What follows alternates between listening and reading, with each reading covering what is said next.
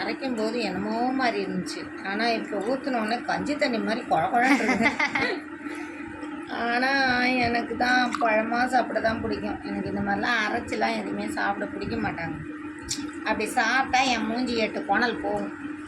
ஆனால் இதில் என்னன்னா அவன் கொடுத்த வடிகட்டி செட் ஆகல, நம்ம டீ வடிகட்டி தான் செட் ஆகுது வடிகட்டுறதுக்கு.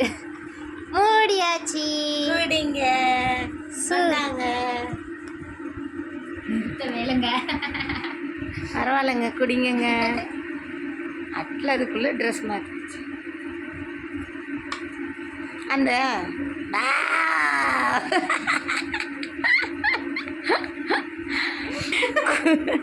குடிச்சிரு இந்த ஒரு தாட்டி. கசக்குது. கையை வச்சுக்கிட்டு குடிமா.